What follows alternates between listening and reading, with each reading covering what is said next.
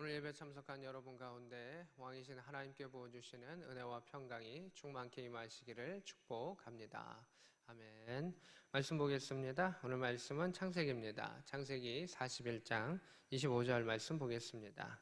요셉이 바로에게 아뢰되 바로의 꿈은 하나입니다. 하나님이 그가 하실 일을 바로에게 보이심이니이다. 이렇게 되어 있습니다. 바로가 요셉을 불러왔습니다. 왕이던 바로 앞에 그 요셉이 서게 됩니다. 요셉은 그 꿈을 설명하기 전에 이것은 하나님께서 하실 것입니다 라는 그 이야기를 하고 또 이렇게 설명을 쭉 합니다. 그 설명 중에 핵심은 하나님이 이 일을 하십니다 라는 그 이야기를 하게 됩니다. 우리는 왕 앞에 서기를 원하고 또 그렇게 존귀하게 설게 하나님 허락하실 때가 있을 것입니다. 근데 가장 중요한 것은 무엇이냐면 첫 번째는 우리의 진정한 왕이 누구신가 라고 하는 것을 알아야 하는 것입니다. 요셉은 하나님께서 이 천지만물의 왕이시다라고 하는 것을 알고 있었고 그 하나님 앞에 서기 위해서 많은 훈련을 받았고 연단을 받았습니다. 그리고 세상의 왕인 바로 앞에 서게 되었을 때에 하나님께서 하십니다. 하나님 주어로 그 설명을 하는 것을 보게 됩니다. 26절에 7 좋은 암소는 7해입니다. 7 좋은 이삭도 7해니 그 꿈은 하나입니다 라고 이야기를 합니다. 꿈을 쭉 풀어주는데 그 꿈을 풀어주기 전에 하나님께서 이 일을 해석하실 것이고 하나님께서 이 일을 하실 겁니다 라는 전제하에서 이야기하고 있습니다. 29절입니다. 내가 바로에게 이르기를 하나님이 그가 하실 일을 바로에게 보이신다 함이 이것이니라 이렇게 이야기를 하고요. 32절입니다. 바로께서 꿈을 2번 겹쳐 꾸신 것은 하나님이 이 일을 정하셨습니다. 하나님이 속히 행하시리라 이렇게 되어 있습니다. 꿈의 내용을 설명하고 있는데 계속해서 하나님께서 이 일을 정하셨습니다. 하나님께서 이 일을 속히 하십니다 라고 이야기를 하고 있습니다. 하나님께서는 이 땅에 있는 이 일들을 하나님께서 결정하시면 그 일들이 이루어지는 것이죠. 또한 이 땅 가운데 자연의 섭리 속에서 일어나는 여러 가지 일들이 있는데 하나님이 허락하시면 그 일은 일어나는 것이죠. 또 오늘 본문 가운데 32절의 말씀처럼 하나님이 속히 하십니다 라고 하는 그 말은 무엇입니까? 하나님께서 반드시 그 일을 하실 것입니다. 그 일을 이루십니다 라고 하는 것입니다. 속히라고 하는 것은 빨리 간다라고 하는 의미도 있지만 정한 시간에 정확히 하나님께서 이루신다라고 하는 그 의미도 있는 것입니다. 예수님께서 내가 속히 오겠다라고 말씀하시죠. 그것은 기다리는 사람들에게 내가 빨리 올 거야 라고 하는 그 빠름을 의미할 수도 있지만 하나님께서 정하신 시간에 내가 늦지 않냐고 정확하게 올 것이다 라고 하는 그 의미를 가지고 있는 것이기도 합니다. 그래서 속히는 하나님이 반드시 지체하지 아니하고 이루십니다. 풍년도 흉년도 하나님이 정하신 때에 이루어집니다 라고 하는 것을 이야기를 하고 있습니다. 33절입니다. 여기서부터는 방법을 이야기합니다. 꿈은 이러한 내용인데 이 해결책도 이야기를 합니다. 이게 어려운 것이죠. 왜냐하면 해석, 이런 일이 있을 겁니다. 그걸 해석을 하면 그 다음 푸는 건 어떻게 해야 됩니까? 바로가 풀어야 되는 거고 듣는 사람들이 풀어야 되는데 이 하나님이 요셉을 더 높게 만들어 주셨던 것은 무엇이냐면 방법을 제공할 수 있는 사람입니다. 보통 꿈을 해석하지만 이렇게 해야 됩니다. 풀어야 됩니다. 쉽지 않죠. 물론 무당들은 뭐 구슬해라, 뭐해라 이렇게 주술적인 것을 이렇게 하십시오라고 답을 주지만 요셉은 전혀 그러하지 아니합니다. 그 꿈을 해석할 뿐만이 아니라 하나님 주신 지혜 가운데 해결책을 이야기할 수가 있습니다. 왜냐하면 이 일들이 하나님을 통해서 이루어졌고 요셉도 그 안에 한 부분으로 하나님을 사용해 주셨기 때문에 그것을 이야기할 수 있는 사람이 되었던 것을 보게 됩니다. 33절입니다. 바로께서는 명철하고 지혜 있는 사람을 택하여 애굽 땅을 다스리게 하여 주십시오. 34절에 바로께서는 또 이와 같이 행하사 나라 안에 감독관들을 주십시오. 그 7 풍년에 애굽 땅의 5분의 1을 애굽 땅의 소산의 5분의 1을 거두어 드리십시오 라고 이야기를 합니다. 이 총책임자가 있었으면 좋겠습니다 라고 이야기합니다. 어떤 사람이냐면 명철하고 지혜 있는 사람을 세우십시오 라고 이야기합니다. 성경은 명철하고 지혜 있는 사람을 하나님의 영이 가득한 사람, 하나님의 말씀 안에 있는 사람들을 그렇게 이야기하는데 바로가 받아들였던 것은 좀 다를 수도 있겠죠. 그러나 요셉은 이야기합니다. 명철하고 지혜 있는 사람을 택하셔서 애굽 땅을 다스리게 하여 주십시오. 내가 이렇게 똑똑한 사람이니 내가 이 꿈을 풀었으니 내가 하나님의 영이 있는 사람이니 이걸 하겠습니다 라고 말하면 거부감이 들었을 겁니다. 근데 그의 해결책에는 하나님이 지혜를 주셨기 때문에 이런 사람을 세우십시오. 그저 요셉은 이것을 풀어주고 이것을 해석해주고 방법을 준 후에 무죄로 풀려나기만 하면 요셉은 더 바랄 것이 없죠. 고향으로 돌아가기만 하면 정말 좋겠다라고 하는 그 마음속에 섰을 터인데 그러면서 답을 이렇게 전달했을 뿐인데 결국 이 답이 자신을 높이게 되는 하나님의 방법이 되었던 것을 보게 됩니다. 또한 34절에 보면 애굽 땅의 5분의 1의 그 풍년의 때를 거두어서 35절에 장차올 풍년의 모든 곡물을 거두고 그 곡물을 바로의 손에 돌려 양식을 위하여 각 성읍에 쌓게 하여 주옵소서 이렇게 이야기합니다. 풍년이 있는데 5분의 1, 20%만 저장을 하는 겁니다. 그 풍년이 들 때마다 20%를 저장해서 어떻게 할까요? 왕이 세운 그러한 성 창고에 넣어서 보관하십시오 라고 이야기를 합니다. 36절입니다. 이와 같이 그 곡물을 이 땅에 저장하매 애굽 땅에 임할 7해의 흉년을 대비하시면 이 흉년으로 말미암아 망하지 아니하리라 이렇게 되어 있습니다. 망한다라고 이야기합니다.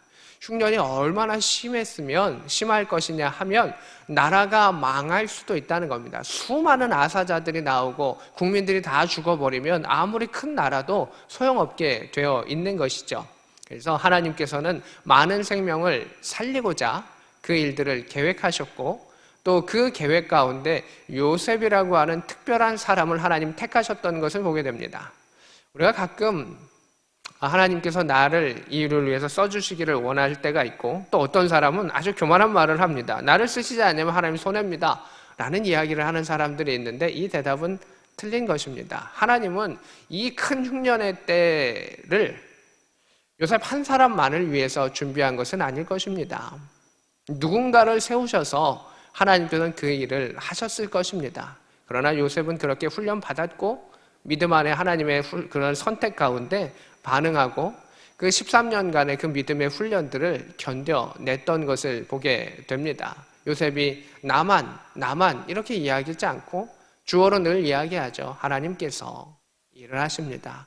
우리의 일들 가운데 마찬가지입니다. 우리가 존귀하게 쓰임받는 것도 참 중요하지만 그 하나님을 높이며 나아갔을 때 하나님께서는 그에 합당한 사람들 중에서 또 그 어떠한 사람들을 사용하여 주신다라고 하는 것입니다. 그래서 우리 스스로도 하나님께서 쓰시기에 합당한 자로서 엎드리며 그 영에 충만한 사람이 되기 위하여 하나님 앞에 나아가는 그 믿음의 훈련이 중요하죠. 그러한 일들 가운데 하나님께 간구하고 또 하나님의 택함을 받는 그 일들이 필요하다라고 하는 것을 보게 됩니다. 또 오늘 본문 가운데 풍년이 들었는데 얼마나 큰 풍년이냐 하면 20%만 저금하면 한 해 20%만 저금하면 흉년 한 해를 견딜 수 있다는 것입니다. 엄청 큰 풍년이라는 것이죠. 20%가 1년을 견디게 해주는 그것이 된다고 한다면 너무 큰 풍년을 거두는 것이죠. 근데 사람들은 보통 풍년을 거두면 자기 먹는 데에만 주력을 하지 저금하고 저축하는 부분 가운데 약한 부분이 있죠.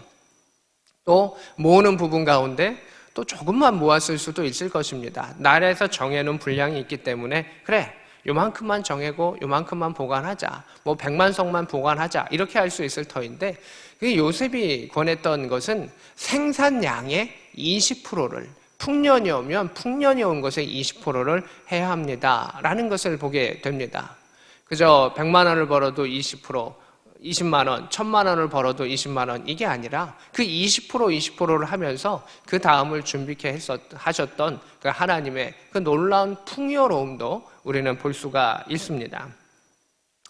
37절입니다. 바로와 그의 모든 신하가 이 일을 좋게 여긴지라. 이거를 다 어그리한 겁니다. 사실은 이 신하들도 이 문제를 풀지 못했고 그 안에 있는 여러 점성술사와 박사들과 똑똑한 사람들도 풀지 못했던 상황 가운데에 이 대답이 들렸을 때 이걸 좋게 듣는 사람도 있지만 똑같은 대답이라도 저 히브리 청년, 죄수였던 청년, 노예였던 그 청년이 하는 말이 좋지 않게 들릴 수도 있고 사단이 들어올 수도 있고 또 악한 영이 공격할 수도 있고 교만과 여러 가지 것이 부딪힐 수도 있기 때문에 그를 미워하는 사람이 나올 수도 있다는 겁니다. 근데 하나님께서 그 모든 여건을 만들어 주신 것이죠. 그 이야기가 들렸을 때 바로뿐만이 아니라 신하들도 아닌데요? 라는 말을 아무도 못하게 하셨습니다. 그 꿈이 일어났을 때 아무도 못 풀게 되었고 그 꿈이 해석이 되었을 때 그들도 그렇구나, 그렇게 되겠구나, 정말 그러하구나 라는 그 마음에 감동이 있게 하셨던 것을 보게 됩니다. 그런 마음에 감동을 주실 수 있는 이는 누구십니까? 사람의 생각을 관통하실 수 있는 이는 누구십니까? 성령 하나님이시라는 거죠. 성령 하나님께서 답을 주셨기 때문에 그 모든 사람의 마음이 하나가 되게 하셨던 것을 보게 됩니다. 사람들은 각자의 마음이 있고 바로의 마음과 신하의 마음이 다르고 신하들도 이쪽 파가 있고 저쪽 파가 있을 것입니다. 또 외국인이 하는 그 말에 대해서 특히 30살의 젊은 그 사람이 하는 말에 대해서 반대할 수도 있었음에 하나님께서 행하시니 그 일들을 통일시켜 나아가시는 것을 보게 됩니다. 그래서 우리는 우리가 하는 일이 잘 되는 것도 중요하고 또 때로는 막힐 때도 있을 것입니다. 그러나 성령에 의해서 하나님께서 행하시는 일들을 말하며 나아갔을 때 아버지께서 열어주시면 그 열어주신 대로 나아가는 것이고 막으시면 그 안에 돌아가는 것이고 그러나 악한 영이 막으면 돌파해야 되는 그러한 것을 분별할 수 있는 영의 지혜가 우리에게 필요하다라고 하는 것을 보게 됩니다. 38절은 사람의 입을 통해서 하나님께서 듣고 싶어 하셨던 말씀입니다. 제가 읽어보겠습니다. 여러분들도 한번 읽어보시면 됩니다. 바로가 그의 신하들에게 이르되 이와 같이 하나님의 영에 감동된 사람을 우리가 어찌 찾을 수 있으리요 하고. 이거는 그냥 아멘입니다. 사람의 말을 입을 통해서 하나님 특별히 믿지 아니하는 자들의 입 가운데 하나님의 영광을 나타내는 것을 좋아하시는 하나님의 성품이 계세요. 우리도 음식을 좋아하는 게 있고 싫어하는 것이 있듯이 하나님께서는 원하시는 그러한 성향을 갖고 계십니다. 이게 급격히 바뀌시는 분이 아니죠. 하나님은 믿지 아니하는 자들이 와서 하나님을 높이고 그런데 그 안에 하나님의 사람을 통해서 하나님을 높이는 그러한 부분들을 좋아하시죠. 아브라함을 통해서 그렇게 하셨고요. 이삭의 때 그렇게 하셨습니다. 그 땅에 있었던 이방 왕들이 와서 당신은 하나님의 사람입니다. 우리를 침범하지 마십시오 라고 말하면서 하나님께서 주어가 되시고 하나님께서 행하셨습니다 라는 이야기들을 그 바로가 하나님 믿었을까요? 믿던 믿지 않아도 하나님은 그것을 원하시는 것이 아니라 이방신에 있는 자들도 하나님을 존중하고 존경할 수밖에 없게 하셨던 그것, 하나님은 그것을 원하셨던 것이죠. 지금 그 순간은 그러한 표현들을 우리가 주목하게 됩니다. 하나님의 영에 감동된 사람, 하나님의 성령에 감동된 사람, 하나님 앞에 서는 자는 이러한 사람입니다. 그리고 이러한 사람을 하나님께서 세상의 왕들 앞에서도 세우시는 것을 보게 됩니다.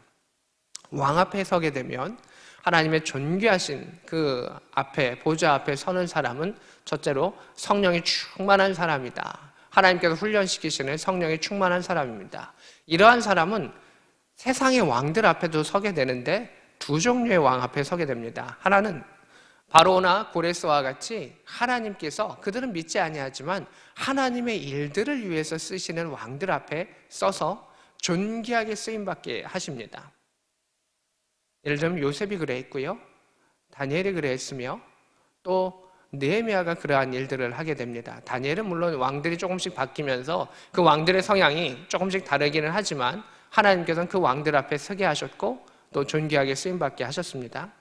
또 하나의 왕은 어떠한 왕이냐 하면 악한 왕 앞에서도 영이 민감하고 하나님의 영에 충만한 사람은 서게 하신다는 겁니다. 엘리야가 그러했죠. 엘리야가 그 앞에 서게 됐는데 악한 왕이었습니다. 그 앞에서 하나님의 성령의 이야기로 하게 되고 하나님의 뜻은 이러하다라고 나타나게 되고 결국 그 왕을 굴복시키는 하나님의 역사를 이루게 됩니다.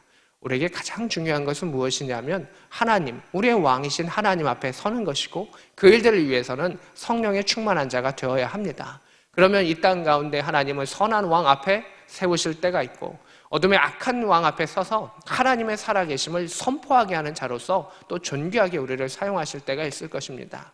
세상이 풍년의 때가 있고 흉년의 때가 있고 또 밝을 때도 있고 어두울 때도 있을 것입니다.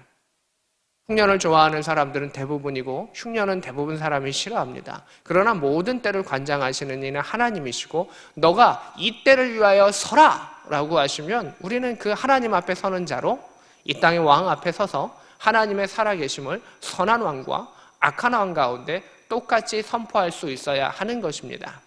그것이 하나님께서 왕 앞에 세운 자에게 주셨던 그러한 의무 또한 권리인 것을 보게 됩니다. 우리는 세상의 왕 앞에 서기를 원하고 존귀히 쓰임받기를 원합니다. 그러하다면 먼저 하나님 앞에 설 수 있기를 원합니다. 만왕의 왕이신 하나님 앞에 서서 성령에 감동된 자로서, 성령에 감동된 자는 하나님께서 말씀하시는 것을 대언하며 가감하지 아니하며 그 앞에 복종하는 자입니다. 요셉이 얼마나 훈련을 했습니까? 13년을, 17세 때 이 고향을 떠나와서 팔려와서 종으로도 몇 년, 그리고 갇혀서 죄수로도 몇 년, 그 중에 자신이 잊혀 지냈던 것은 2년, 그 13년의 시간을 하나님 앞에 철저하게 복종을 하는 사람이 되었던 것을 보게 됩니다. 하나님만을 바라볼 수밖에 없었습니다. 자신의 주인이었던 사람도 자신을 죄수로 집어넣었었습니다. 누구도 자신을 풀어줄 수 없는 상황 속에서 떡 맡은 관원장과 술 맡은 관원장의 그 일들 가운데 자신에게 은혜를 받았고 꿈을 해석받던 사람들도 자신을 잊어버리는 그러한 상황들 가운데 그가 절망 속에 있지 아니하는 것은 하나님만을 바라보았기 때문입니다. 우리가 하나님만을 바라보고 주 앞에 선다면 하나님은 그가 요셉이 왕을 바라보지 않았지만 그 왕 앞에 쓰게 하셨고 그 아래 존귀하게 쓰임받게 하시는 것을 보게 됩니다. 우리가 세상의 왕도 존중하고 잘 섬기고 그들을 위해서 기도하는 것도 필요합니다. 그러나 하나님은 우리에게 먼저 이야기하십니다. 너가 만왕의 왕 앞에 서라, 하나님 앞에 감동된 자로 서라, 겸손한 모습으로 서라 라고 말씀하십니다. 베드로에게도 정정합니다. 모세에게도 너의 신발을 벗어라 라고 하면서 왕 앞에 서게 하시는 것을 보게 됩니다.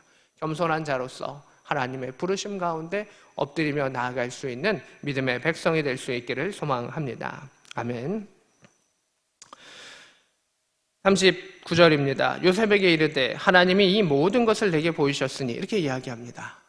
요셉이 계속해서 주어로 얘기했던 건 뭡니까? 하나님이 이 일들을 행하십니다 라고 이야기를 하니까 바로가 생각하기를 하나님이 라는 그 주어로 자신도 이야기하게 됩니다. 요셉이 당신 하나님 믿어야 됩니다 말하지 않았습니다. 그저 하나님께서 행하시는 일들을 선포했습니다. 바로가 그 하나님께서 이 모든 것을 너에게 보이셨다라고 하나님을 인정하게 됩니다. 그러면서 너와 같이 명철하고 지혜 있는 자가 없도다 라고 이야기를 합니다. 그 말도 하나님께서 그렇게 하셨기 때문에 이룰 수 있는 일이죠. 요셉은 단 하나의 사건만을 지금 여기서 했었습니다. 근데 그 모든 것을 뛰어넘는 하나님의 역사가 있었던 것을 보게 됩니다. 당시에 학문에 전통한 자가 있었을 것이고 별자리와 천문과 자연의 이치 가운데 정통한 학자들도 많았을 것입니다. 경제에 능통한 자들도 많았을 것입니다. 그러나 그 모든 것을 뛰어넘는 은혜를 주시는 이는 하나님이시라는 것입니다. 사람을 통해 그 일들을 이루시는 것이죠. 우리가 성적도 그렇고 면접도 그렇고 시험과 여러 가지 것들, 또 진출과 진급과 보직과 여러 가지 일들이 있는데 우리가 잘해서 그렇다라고 할 수도 있겠지만 그 모든 것을 뛰어넘는 은혜는 하나님으로부터 나온다라고 하는 것을 우리는 생각하게 됩니다. 40절입니다. 너는 내 집을 다스리라. 내 집은 무엇입니까? 그 애국, 그 거대한 나라, 당시에 자신들이 세계다라고 여겼던 그 나라를 다스리라. 내 백성이 다 너의 명령에 복종할 것이다. 내가 너보다 높은 것은 내 왕자뿐이니라. 나의 권한을 너에게 주겠다라고 말씀하시는 것이죠. 하나님도 우리에게 그러한 것이죠. 내 권한은, 왕의 권한을 내가 너에게 주겠다. 너는 사도로 가라. 하나님의 백성으로 가라. 하나님의 백성을 대표하는 자로 가라. 예수 그리스도를 대표하는 자로 가라. 그 땅에 하나님의 위대하심을 선포하라 라고 하는 것입니다. 우리가 이 땅 안에 왕 앞에 설 때도 마찬가지고 백성 앞에 섰을 때도 우리가 하는 것은 성령의 사람으로 하나님 앞에 있는 자로서 하나님이 원하시는 것을 선포하면 되는 것입니다. 그가 선한 자로 하나님의 품 가운데 돌아오게 되면 그것은 또 그 안에 감사함과 능력이 있는 것이고, 그가 악한 자로서 하나님의 말씀에 순종하지 아니하고 그렇게 나아가면 그 역시 어둠을 내어쫓는 일들 가운데 우리는 기도하면서 살아가면 되는 것입니다. 하나님 왕 앞에 선 자로서 우리는 하나님 명령하신 일을 행하면 되는 것입니다. 세상의 왕 앞에 서는 것이 목적이 아니고요, 악한 왕 앞에 서는 것이 목적이 아니고, 하나님께서 내게 명령하신 것을 그 땅 가운데 하기를 원하는 것을 행하는 자가 하나님 앞에 서는 자요, 하나님 앞에 설 수 있는 자요, 세상의 왕 앞에 설 수 있는 자다라고 하는 것입니다. 내가 그저 존귀의 여인 받기 위해서 세상의 선한 왕 앞에 서고 높은 자리에 올라가기를 원하는 것이 아니라 하나님께서 그 일을 위하여 나에게 사명을 주시는 것이고, 우리는 그 일을 위해서 하나님 앞에서 기도하고 엎드리며 하나님 우선의 삶을 살아갈 수 있는 믿음의 백성이 될 수 있기를 소망합니다. 아멘. 41절입니다. 바로가 요셉에게 이야기합니다. 내가 너를 애굽 온 땅의 총리가 되게 하겠다. 총리는 넘버 2죠. 네, 왕은 정해져 있죠. 혈통으로 정해져 있기 때문에 평민은 쿠데타를 일으키기 전에는 왕이 될 수가 없습니다. 그런데 하나님께서 이방인이었던, 외국인이었던, 외국인 노동자의 외국인 죄수였던 그 요셉을 그 나라의 가장 높은 곳으로, 일반인이 갈 수 있던 가장 높은 곳으로 세우셨던 하나님의 놀라운 섭리를 보게 됩니다. 42절입니다. 자기의 인장반지를 빼어, 이 인장반지가 뭘까요? 옥새입니다. 옥새. 인장, 도장이죠. 반지. 그걸로 꾹 찍으면 왕의 명령이 가는 겁니다. 우리나라로 말하면 옥새고요. 도장 꽝 찍으면 왕의 명령이 되어서 그것을 받은 자는 그 문서를 왕의 명령으로 여기고 복종해야 되는 것이죠. 41절에 보면 인장반지를 빼어 요셉의 손에 끼우고 그에게 세마포 옷을 입히고 금 사슬을 목에 걸고 이야기합니다. 인장반지를 빼어줬다는 건 내가 너에게 전결의 권한을 주겠다. 너가 도장 찍으면 왕의 명령이 되는 거야. 내가 옥새를 맡길 테니까 너 명령해 라고 하는 것이죠. 어마어마한 신뢰가 있지 아니하면 못하는 거죠. 그 도장은 군대를 보낼 수 있고요, 모든 행정을 고칠 수가 있습니다. 나쁜 마음을 먹으면 반란도 일으킬 수 있는 것이 그 옥새이기도 한 것입니다. 왕의 명령인 것이고 왕의 권한과 권세인 것이죠. 그것을 처음 보는 요셉을 향하여 내어놓을 수 있다는 것은 하나님의 영이 그 감동을 주셨기 때문에 가능한 일이다 라고 하는 것을 보게 됩니다. 43절입니다. 자기에게 있는 버금 수레를, 버금이 뭡니까? 세컨드입니다. 세컨드가 나쁜 게 아니고요, 넘버 2, 두 번째라는 겁니다. 왕의 수레가 있고 두 번째 타는 가장 존귀한, 왕이 타는 건 아무나 탈 수 없으니까요, 그 일반인들이 탈 수 있는 그 아래에 있는 사람들 중에 가장 좋은 그 수레를 타게 했던 것을 보게 됩니다. 43절에 그를 태우매 무리가 그의 앞에서 소리를 지르기를 엎드리라 하더니 바로가 그에게 애굽 전국을 총리로 다스리게 하였더라. 이렇게 되어 있습니다. 이게 뭐냐면 우리로 말하면 이추임식 같은 것이죠. 그 전차에 태워가지고 수레에 태워가지고 싹 돌게 하면서 그를 임명한 것입니다. 공식적으로 임명한 것입니다. 복종해라. 앞으로 그가 행할 테니 너희들 다 복종해라. 장군들아, 또 재상들아, 누구들아, 학자들아 다 복종해라 라는 것을 이야기했던 것을 보게 됩니다. 44절에 바로가 요셉에게 이르되 나는 바로다. 애굽 땅에서 내 허락 없이는 수족을 놀릴 자가 없다. 이렇게 이야기합니다. 바로가 하나만 요구해요. 야, 내가 왕인 거 너 인정만 해라. 그 외에는 다 너 말을 들을 거야 라고 이야기를 하죠. 엄청 높여주신 것이죠. 사실 하나님도 실은 우리 앞에 그렇게 요구하시는 겁니다. 우리에게 예배를 원하시고요. 또 예물과 헌신과 여러 가지 것들, 기도를 원하시는 것 같지만 그거 합치면 하나입니다. 야, 내가 너의 왕인 거 그거 하나만 너가 인정해. 그러면 나는 너를 왕 같은 제사장으로 사용해 줄게. 근데 우리가 하나님을 왕으로 인정하지 않으니까 예배 안 드리는 겁니다. 또 왕으로 인정하지 않으니까 예배를 드리기도 하고 안 드리는 것입니다. 세상의 대통령과의 약속도, 세상의 나의 상관과의 약속도, 또 심지어 선배와의 약속도 우리는 끔찍하게 지키려고 합니다. 일찍 가기도 하고요. 약속을 몇 번씩 살피기도 하고 옷가짐을 살피기도 합니다. 근데 하나님은 그 만왕의 왕이시지만 우리를 향해서 야, 내가 왕인 거 그거 하나만 인정해? 라고 이야기하시며 우리를 존귀하게 쓰시는 그 하나님이 우리와 함께하여 주십니다. 우리가 그 하나님을 진정한 나의 왕으로 모실 수 있기를 소망합니다. 아멘. 45절입니다. 그가 요셉의 이름을 사브낫 바네아라고 하였습니다. 뭐 당연히 그렇게 하죠. 공식 이름을 주는 거고요. 이건 다니엘도 마찬가지였습니다. 포로로 끌려갔을 때 이름을 받았고요.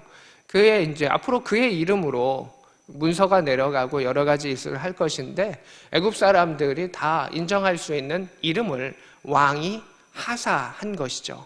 우리도 하나님께서 우리에게 이름을 하사하실 때가 있는 겁니다. 어떤 이름을 하사하셨을까요? 그리스도인, 성도, 하나님의 자녀라고 하는 그 이름을 하사하신 것이죠.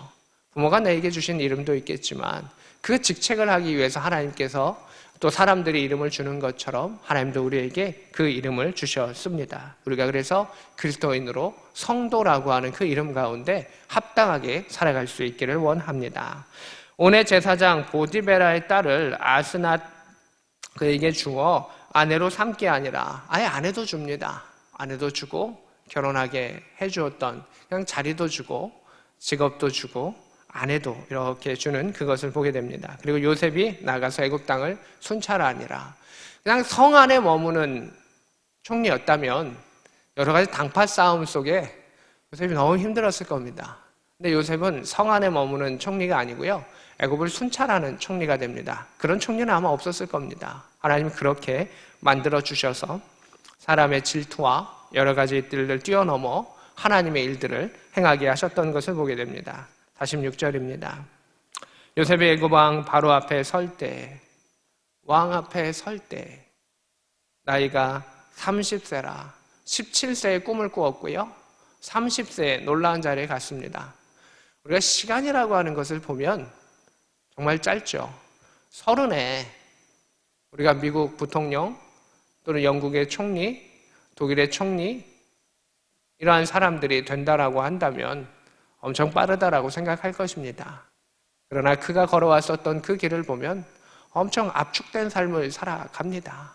형의 잘못을 이야기하고 연약했었던 그 요셉이 이제는 하나님만을 나타내며 겸손한 자로 자신을 드러나는 자가 아니라 하나님의 뜻을 이루어갈 수 있는 사람으로 하나님 바꾸어 가셨던 것을 보게 됩니다. 이 일들은 하나님께서 행하신 것입니다. 하나님의 계획 속에 있는 것입니다. 우리의 삶 가운데 연단들이 있고 훈련들이 있죠. 그것을 통해 우리의 더러운 것들이 씻겨지는 것이고 우리의 모난 것이 깎여지는 것이고 또 여러 가지 부정한 것들이 정금같이 변하는 그 믿음의 역사가 있습니다. 하나님께서 행하여 주십니다. 30세라라고 이야기합니다. 이 요셉의 나이 가운데 요셉이 형들을 하고 있었을 때 그 갈등에 있었던 그 시기를 17세라고 정확히 표현하고 있고요. 그리고 떡 맡은 관원과 술 맡은 관원이 이제 일들이 있은 후에 그 다음에 그가 잊혀졌던 그 죄수의 시간이 더 됐을 수도 있지만 잊혀진 시간을 만 2년이라고 얘기하고 또 여기 30년이라고 시간을 구체적으로 씁니다. 그 왜 성경이 굳이 이 나이를 적었을까요? 하나님이 이렇게 그 시간 가운데 역사하신다. 카이로스의 그 시간을 말하기 위해서였습니다. 그가 바로의 앞을 떠나 애굽 온 땅을 순찰하니라. 그냥 왕 앞에서 막 오쭈쭈쭈 이랬던 사람이 아니라 그 모든 천하를 다스릴 수 있는 사람으로 하나님께서 행하셨던 것을 보게 됩니다. 하나님 앞에 선 자, 세상의 왕 앞에 설 것입니다. 또한 세상의 온 땅을 돌보는 믿음의 백성이 될 것입니다. 우리가 만왕의 왕 하나님 앞에 설 수 있는 하나님의 영에 감동된 자가 될 수 있기를 원하며 하나님만을 바라볼 수 있는 자가 될 수 있기를 원하며 겸손한 자가 될 수 있기를 원합니다. 하나님께서 우리를 훈련시켜 주실 것이고 정금과 같이 만들어 주실 것이며 하나님의 때에 정확하게 우리를 이끌어 주실 것입니다. 이 말씀을 듣는 모든 자들 가운데 하나님 앞에 설 수 있는 놀라운 은혜가 있기를, 저와 여러분 될 수 있기를, 우리의 가정과 후손 될 수 있기를 주 예수 그리스도의 이름으로 축복합니다. 아멘. 이 시간 말씀을 생각하면서 잠깐 기도했으면 좋겠습니다. 각자 기도하겠습니다.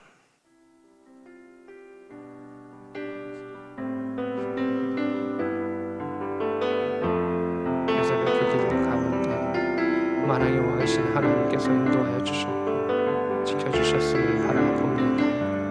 하나님 함께하여 주셨음을 바라보니 우리와도 함께하시는 그 하나님을 바라보게 하시고 전능하신 하나님을 바라볼 수 있는 믿음의 역사가 있게 하여 주시옵소서. 왕 앞에 선 자가 되게 하소서. 만왕의 왕 앞에 선 자가 되게 하소서. 세상 앞에도 존귀한 자가 되게 하시고 하나님만을 바라볼 수 있는 성령의 사람이 되게 하여 주시고 그 일들을 견뎌낼 수 있는 힘과 능력 더하여 주시고 무더운 여름을 견딜 수 있는 그 과일추가 우리가 하나님 안에서 익어가며 주를 주목하게 하여 주시고 성령의 사람이 되게 하시고 하나님 중심의 단어를 쓸 수 있는 믿음의 백성이 되게 하시고 하나님을 존중하며 존경하며 사랑하며 우리의 신발을 벗을 수 있는 나의 고집을 벗을 수 있는 믿음의 사람들이 되게 하여 주시옵소서. 오직 주님을 바라보게 하시고 하늘의 은혜와 믿음의 역사가 나타나게 하여 주시옵소서. 하나님 인도하여 주시옵소서. 주님 인도하여 주시옵소서. 주여 역사하여 주시고 함께 하시고 우리와 우리의 자녀와 우리의 후손들 가운데서도 왕 앞에 서는 존귀한 자가 되게 하시고 하나님 앞에 서게 하시고 세상의 왕들 앞에서 서게 하시고 어둠의 영들 가운데서도 강하게 대적할 수 있는 믿음의 사람들이 되게 하여 주시옵소서. 주여 구하고 간구하오니 함께 하소서.